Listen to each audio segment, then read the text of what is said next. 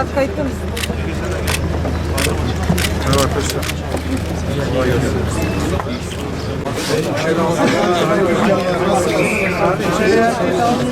Nasıl geçiyor Ramazan? İyi mi? Elhamdülillah. Allah her şeyi çok güzel.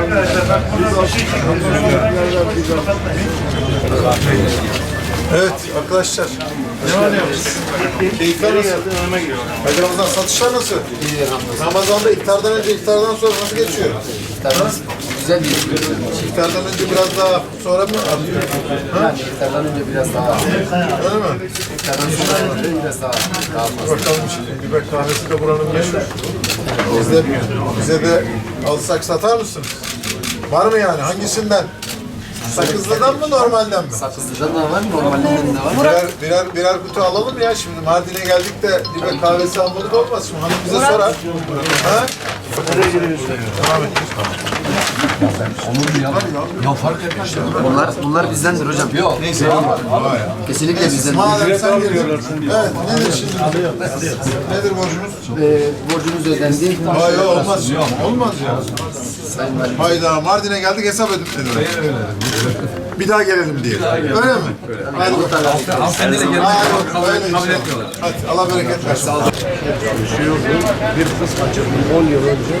Onu bana engel tuttular işime. 10 yıl. Önce 10 yıldır da hiçbir suç işlememiş. 10 yıl. Şöyle, senin bilgilerini bir alıp bir bakalım. Ne yapabiliriz? Ne kadar devlet sevdalısıyız. Burada ailece hepimiz. 10 yıl önce kız kaçırdım diye işime sürüyorlar. 10 yıldır da emniyetin kapısına bile girdim. Allah da valimizi eksik etmesin. Vekillerimizin hiçbiri de hiçbir şey yapmıyor. Kesinlikle. Benim kadar devlet sevdalısı kimse de yok. Bilgilerinizi alalım. Gel buyur. Benim 24 kadar Haziran'dan sonra devlet merak etme. sevdalısı Çok daha kimse iyi. yok. Yemin ederim söz olsun diye demiyorum. Kendimi de çocuklarımı da bu devlet için feda ederim.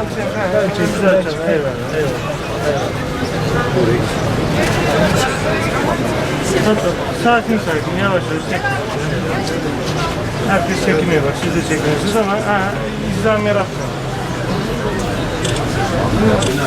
Nasıl gidiyor Ramazan'da? Hadi bakalım inşallah. Satışlar tabii iftardan önce biraz yavaş. Sonra gençler hemen şeker almak için burada hemen birikiyorlar. Hadi bakalım.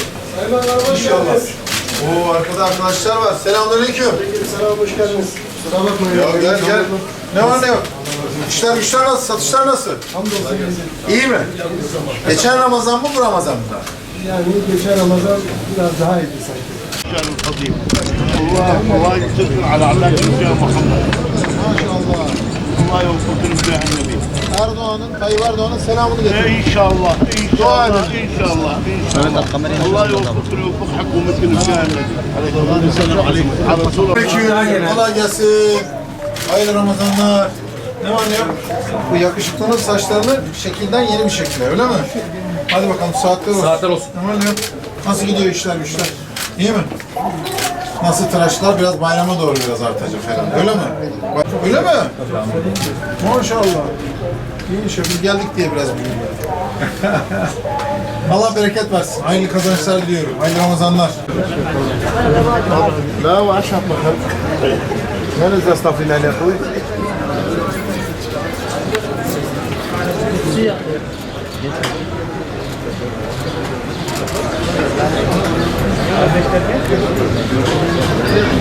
Ben sesleri olmaktan dolayı kapılardan iki lokma görsünüz, tabiattan farklı yürek, tabiattan bilir bekçi.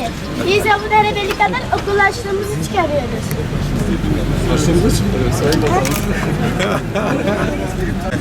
Bilgilerini bir alırsın. Tamam mı? İsim neydi? Merak etme. Çok güzel oldu. Sen öyle dua işte.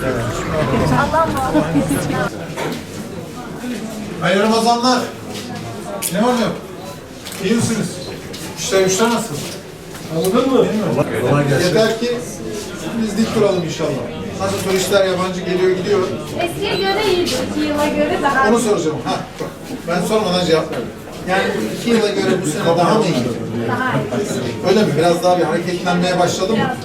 Yani yalan yok ama eskiden daha iyi. 5 yıl. 5. daha iyiydi. Ne yiyecek ne yiyecek. İnşallah. Dua istiyoruz. Allah agar sen iyisin Allah seni kısmet. Amin inşallah. Agar İyi Ramazanlar arkadaşlar. Kolay gelsin.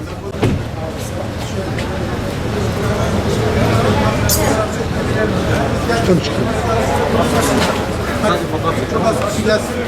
Herkese kolay gelsin. Maşallah. Hadi gelin bir fotoğraf nerede? Nerede çektiriyoruz? Şöyle bugün Mardin'deyiz. Cuma'yı Mardin'de kıldık.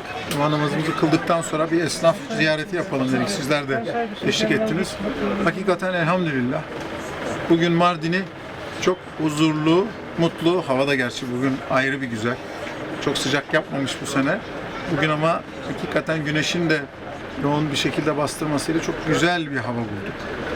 Huzuru, kardeşliğin, barışın yavaş yavaş tesisin, özellikle güvenlik anlamındaki sürecin de tesisiyle çok şükürler olsun güzel bulduk Mardin'i. Tabii Türkiye tarihi günlerden geçiyor. Bölge ve dünya tarihi günlerden geçiyor.